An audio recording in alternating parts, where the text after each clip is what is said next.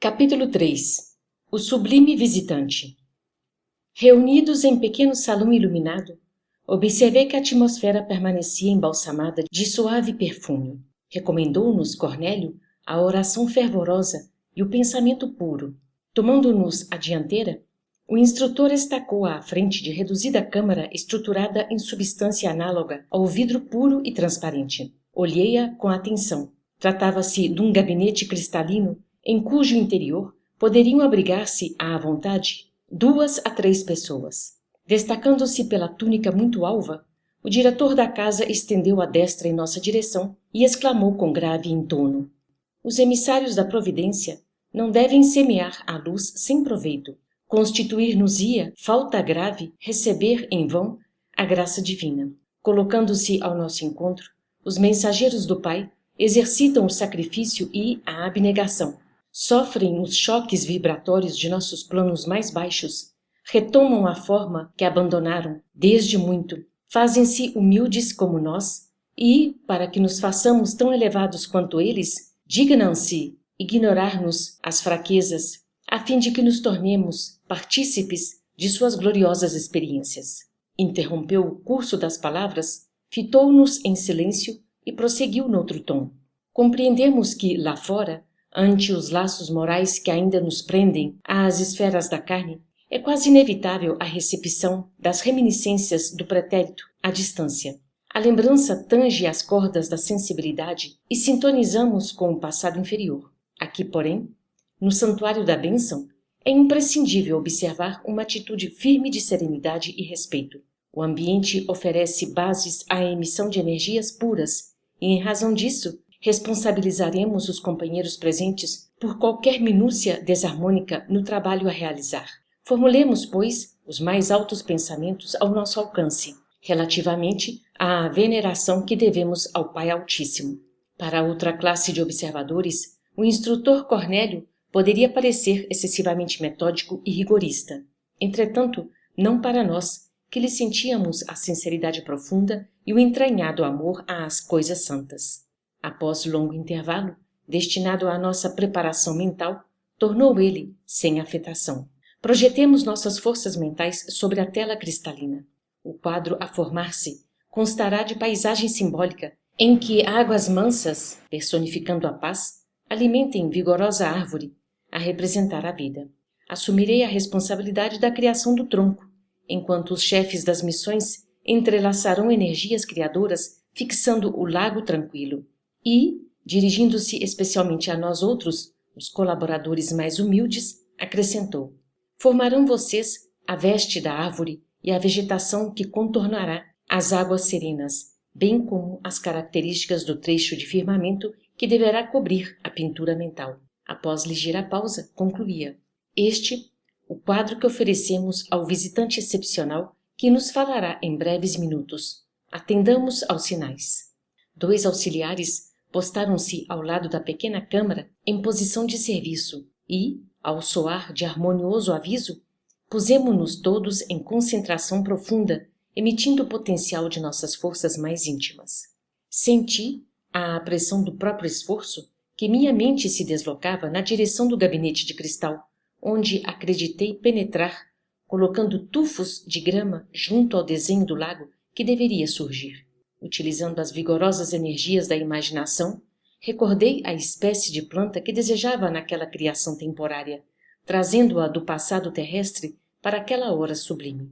Estruturei todas as minúcias das raízes, folhas e flores e trabalhei intensamente na intimidade de mim mesmo, revivendo a lembrança e fixando-a no quadro com a fidelidade possível. Fornecido o sinal de interrupção, retomei a postura natural de quem observa, a fim de examinar os resultados da experiência, e contemplei. Oh, maravilha! Jazia o gabinete fundamente transformado. Águas de indefinível beleza e admirável azul celeste refletiam uma nesga de firmamento, banhando as raízes de venerável árvore, cujo tronco dizia, em silêncio, da própria grandiosidade. Miniaturas prodigiosas de cúmulos e nimbos estacionavam no céu, parecendo pairar muito longe de nós. As bordas do lago, contudo, figuravam-se quase nuas e os galhos do tronco apresentavam-se vestidos escassamente. O instrutor Celery retomou a palavra e dirigiu-se a nós com firmeza. Meus amigos, a vossa obrigação não foi integralmente cumprida. Atentai para os detalhes incompletos e exteriorizai vosso poder dentro da eficiência necessária. Tendes ainda 15 minutos para terminar a obra. Entendemos, sem maiores explicações, o que desejava ele dizer e concentramo-nos de novo para consolidar as minudências de que deveria revestir-se a paisagem. Procurei imprimir mais energia à minha criação mental e, com mais presteza, busquei colocar as flores pequeninas nas ramagens humildes, recordando minhas funções de jardineiro no amado lar que havia deixado na terra. Orei, pedi a Jesus me ensinasse a cumprir o dever dos que desejavam a bênção do seu divino amor naquele santuário. E, quando a notificação soou novamente, confesso que chorei. O desenho vivo da gramínea que minha esposa e os filhinhos tanto haviam estimado, em minha companhia no mundo, adornava as margens com um verde maravilhoso, e as mimosas flores azuis, semelhando-se a miosotes silvestres, surgiam abundantes. A árvore cobrira-se de folhagem farta e vegetação de singular formosura completava o quadro, que me pareceu digno de primoroso artista da terra. Cornélio sorriu, evidenciando grande satisfação, e determinou que os 2 auxiliares conservassem a destra unida ao gabinete. Desde esse momento, como se uma operação magnética desconhecida fosse posta em ação, nossa pintura coletiva começou a dar sinais de vitalidade temporária. Algo de leve e imponderável, semelhante a caricioso sopro da natureza, agitou brandamente a árvore respeitável, balouçando-se os arbustos e a minúscula erva a se refletirem nas águas muito azuis, docemente encrespadas de instante a instante. Minha gramínea estava agora tão viva e tão bela que o pensamento de angustiosa saudade do meu antigo lar ameaçou de súbito meu coração, ainda frágil. Não eram aquelas as flores miúdas que a esposa colocava diariamente no quarto isolado de estudo? Não eram as mesmas que integravam os delicados ramos que os filhos me ofereciam aos domingos pela manhã? Vigorosas reminiscências absorveram-me o ser, oprimindo-me inesperadamente a alma, e eu perguntava a mim mesmo por que mistério o espírito enriquecido de observações e valores novos, respirando em campos mais altos da inteligência, tem necessidade de voltar ao pequenino círculo do coração, como a floresta luxuriante e imponente que não prescinde da singela e reduzida gota d'água para dessedentar-lhe as raízes. Senti o anseio mal disfarçado de arrebatá-los compulsoriamente da crosta, transportando-os para junto de mim, desejoso de reuni-los ao meu lado em novo ninho, sem separação e sem morte, a fazer-lhes experimentar os júbilos da vida eterna. Minhas lágrimas estavam prestes a cair. Bastou, no entanto, um olhar de Jerônimo para que eu me reajustasse. Arremessei para muito longe de mim toda a ideia angustiosa e consegui reaver a posição de cooperador decidido nas edificações do momento.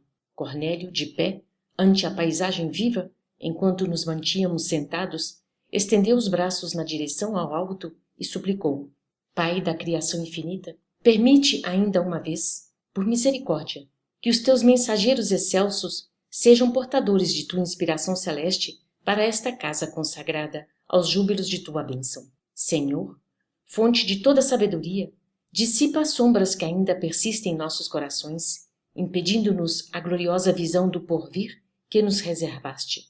Faze vibrar entre nós o pensamento augusto e soberano da confiança sem mescla e deixa-nos perceber a corrente benéfica de tua bondade infinita que nos lava a mente mal desperta e ainda eivada de escuras recordações do mundo carnal.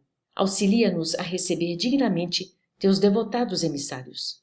Focalizando a mente em nossos trabalhos, o instrutor prosseguiu noutra inflexão de voz.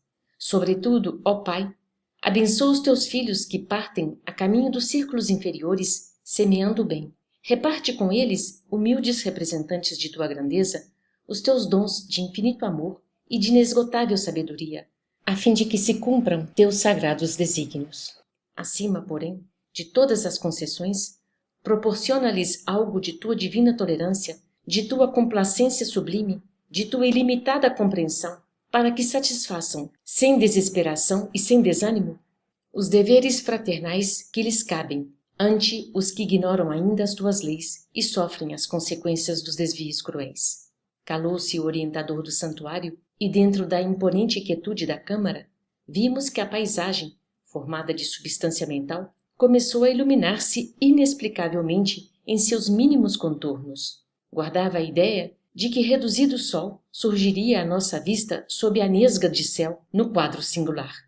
Raios fulgurantes penetravam o fundo esmeraldino e vinham refletir-se nas águas. Cornélio, de mãos erguidas para o alto, mas sem qualquer expressão ritualística, em vista da simplicidade espontânea de seus gestos, exclamou: Bem-vindo seja o portador de nosso Pai amantíssimo. Nesse instante, sob nossos olhos atônitos, alguém apareceu no gabinete, entre a vegetação e o céu. Semelhava-se a um sacerdote de culto desconhecido, trajando túnica lirial. Fisionomia simpática de ancião, apresentava-se nimbado de luz indescritível, e seu olhar nos mantinha extasiados e presos num misto de veneração e encantamento, sem que nos fosse possível qualquer fuga mental de sua presença sublime. Via-se-lhe apenas o busto cheio, parecendo-me que os seus membros inferiores se ocultavam naturalmente na folhagem abundante.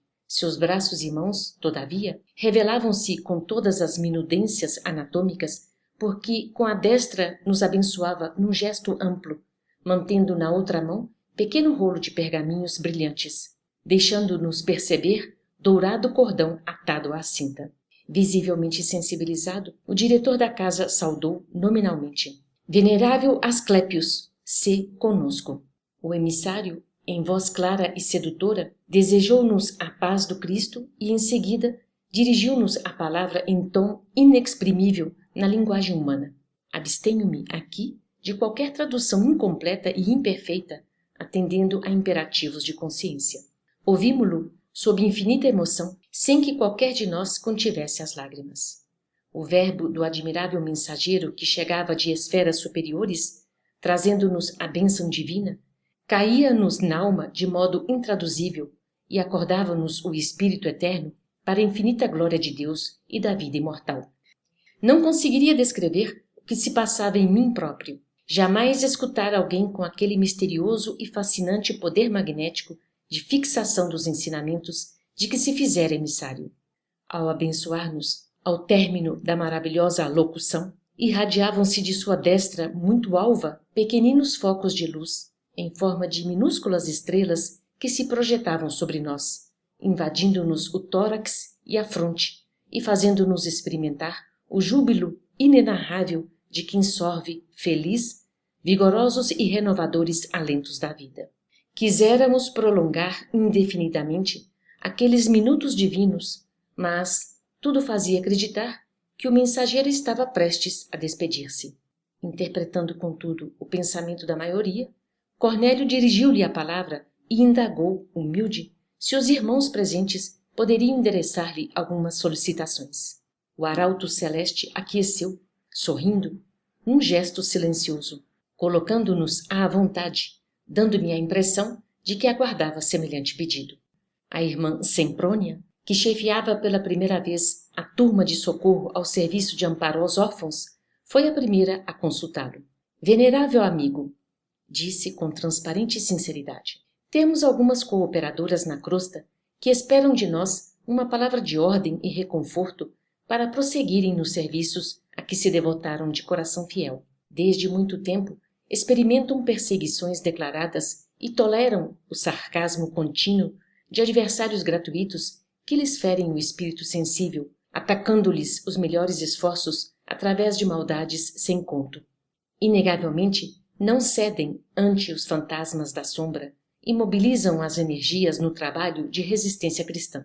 Exercendo funções de colaboradora, nesta expedição de socorro que agora chefio pela primeira vez, conheço de perto a dedicação que nossas amigas testemunham na obra sublime do bem, mas não ignoro que padecem heróicas e leais há quase 30 anos sucessivos ante o assédio de inimigos implacáveis e cruéis. Após curto silêncio, que ninguém se atreveu a interromper, a consulente concluiu perguntando: que devemos dizer a elas, respeitável amigo? Por que palavras esclarecedoras e reconfortantes sustentar-lhes o ânimo em tão longa batalha? De alma voltada para o nosso dever, aguardamos de vossa generosidade o alvitre oportuno. Vimos, então, o inesperado. O mensageiro ouviu, paciente e bondoso, revelando grande interesse e carinho na expressão fisionômica, e depois que Semprônia deu por terminada a consulta, retirou uma folha dentre os pergaminhos alvinitentes que trazia, de modo intencional, e abriu-a à nossa vista, lendo todos nós o versículo 44 do capítulo 5 do Evangelho do apóstolo Mateus. Eu, porém, vos digo, amai a vossos inimigos, bendizei os que vos maldizem, fazei bem aos que vos odeiam, e orai pelos que vos perseguem e caluniam. O processo de esclarecimento e informação não podia ser mais direto, nem mais educativo. Decorridos alguns instantes, Semprônia exclamou humildemente: compreendo, venerável amigo. O emissário, sem qualquer afetação dos que ensinam por amor próprio, comentou: os adversários, quando bem compreendidos e recebidos cristamente, constituem precioso auxílio em nossa jornada para a união divina. A síntese verbal condensava explicações que somente seriam razoáveis em compactos discursos. A meu ver, não obstante a beleza e edificação do ensino recolhido, o método não recomendava a extensão de perguntas de nosso lado, mas o irmão Raimundo, do grupo socorrista dedicado à assistência aos loucos, tomou a iniciativa e interrogou: tolerante amigo, que fazer ante as dificuldades que me defrontam nos serviços marginais da tarefa? Interessando a órbita de nossos deveres, junto dos desequilibrados mentais da crosta terrestre, venho assistindo certo agrupamento de irmãos encarnados que não estão interpretando as obrigações evangélicas como deveriam. Em verdade, convoca-nos à colaboração espiritual, pronunciando belas palavras, mas no terreno prático se distanciam de todas as atitudes verbais da crença consoladora. Estimam as discussões injuriosas, fomentam o sectarismo, dão grande apreço ao individualismo inferior, que desconsidera o esforço alheio, por mais nobilitante que seja esse.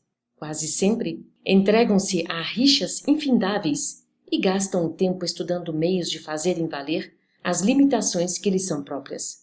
Por mais que lhes ensinemos a humildade, recorrendo não a nós, mas ao exemplo eterno do Cristo, mais se arvoram em críticos impiedosos, não apenas uns dos outros, e sim de setores e situações, pessoas e coisas que lhes não dizem respeito, incentivando a malícia e a discórdia, o ciúme e o desleixo espiritual. No entanto, reúnem-se metodicamente e nos chamam à cooperação em seus trabalhos. Que fazer, todavia, respeitável orientador, para que maiores perturbações não se estabeleçam? O mensageiro esperou que o consulente se desse por satisfeito em suas indagações e, em seguida, muito calmo, repetiu a operação anterior e tivemos ante os olhos outro pergaminho com a inscrição do versículo 11 do capítulo 6 da primeira epístola do apóstolo Paulo a Timóteo. Mas tu, ó homem de Deus, foge destas coisas e segue a justiça, a piedade, a fé, a caridade, a paciência, a mansidão. Permaneceu Raimundo na expectativa, figurando-se-nos não haver interpretado a advertência quanto devia, mas a explicação sintética do visitante não se fez esperar.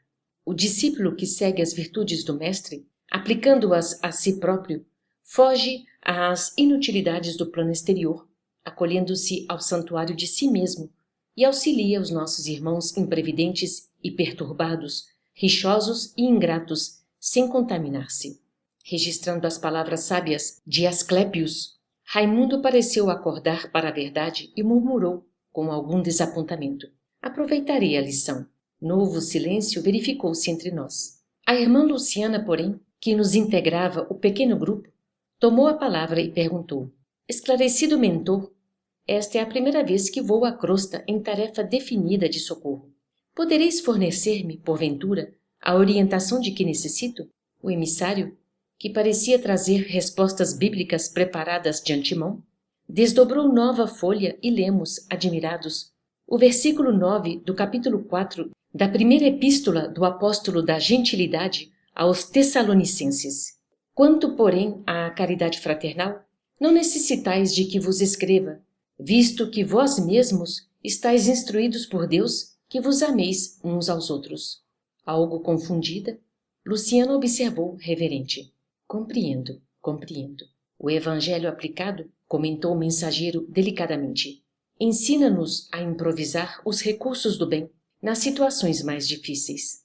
Fez-se, de novo, extrema quietude na câmara. Talvez pelo nosso péssimo hábito de longas conversações sem proveito, adquirido na crosta planetária, não encontrávamos grande encanto naquelas respostas francas e diretas, sem qualquer lisonja ao nosso personalismo dominante. Rolavam instantes pesados quando observamos a gentileza e a sensibilidade do diretor do Santuário da Bênção.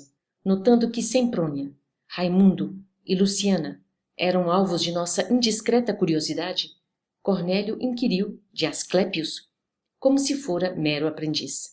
Que fazer para conservar alegria no trabalho, perseverança no bem, devotamento à verdade?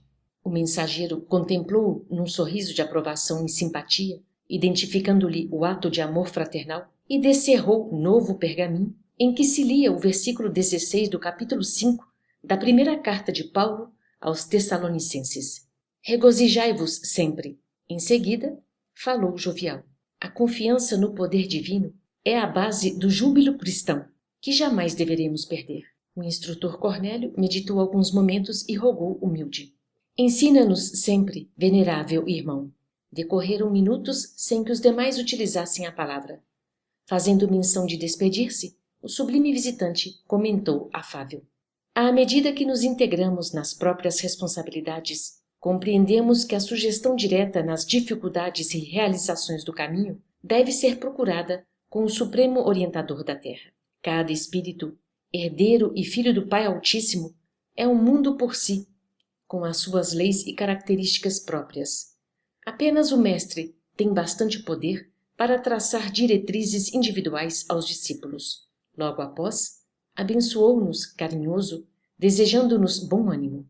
Reconfortados e felizes, vimos o mensageiro afastar-se, deixando-nos envoltos numa onda de olente e inexplicável perfume. Ambos os auxiliares que se mantinham a postos retiraram as mãos do gabinete e, depois de várias operações magnéticas efetuadas por eles, desapareceu a pintura mental, voltando a peça de cristal ao aspecto primitivo.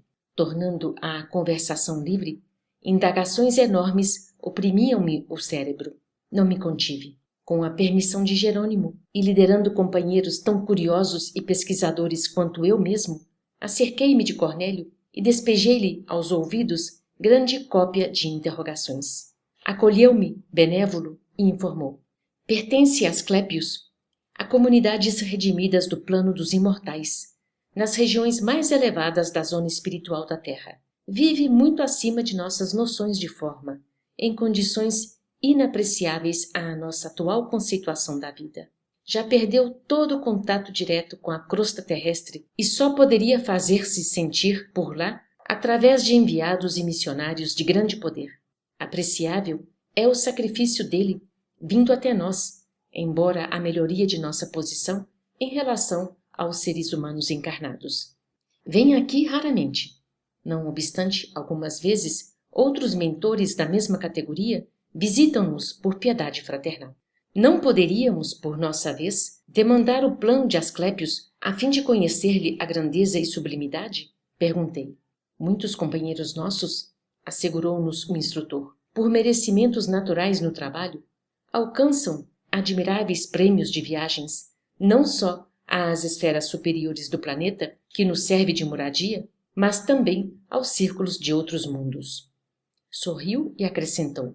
Não devemos esquecer, porém, que a maioria efetua semelhantes excursões somente na qualidade de viajores, em processo estimulante do esforço pessoal, à maneira de jovens estudantes de passagem rápida pelos institutos técnicos e administrativos das grandes nações. Raros são ainda os filhos do planeta em condições de representá-lo dignamente noutros orbes e círculos de vida do nosso sistema. Não me deixei impressionar e prossegui perguntando. Asclépios, todavia, não mais reencarnará na crosta? O instrutor gesticulou significativamente e esclareceu: poderá reencarnar em missão de grande benemerência, se quiser, mas há intervalos de 5 a 8 séculos entre as reencarnações. Ó Deus! Exclamei. Como é grandioso semelhante estado de elevação! Constitui sagrado estímulo para nós, ajuntou o mentor atenciosamente. Devemos acreditar? Interroguei admirado. Seja esse o mais alto grau de desenvolvimento espiritual no universo? O diretor da casa sorriu, compassivo, em face de minha ingenuidade e considerou: de modo algum.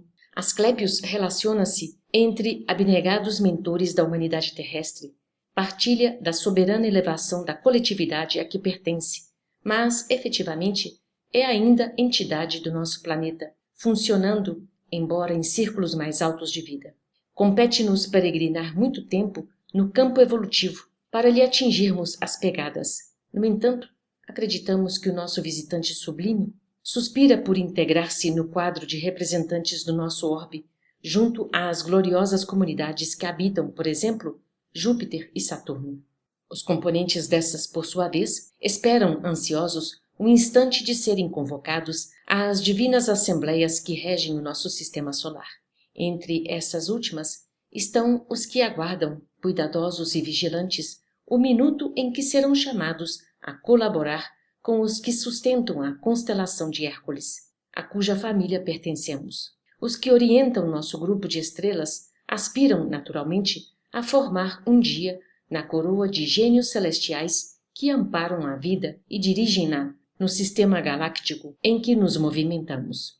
E sabe, meu amigo, que a nossa Via Láctea, viveiro e fonte de milhões de mundos, é somente um detalhe da criação divina, uma nesga do universo. As noções de infinito encerraram a reunião encantadora no Santuário da Atenção.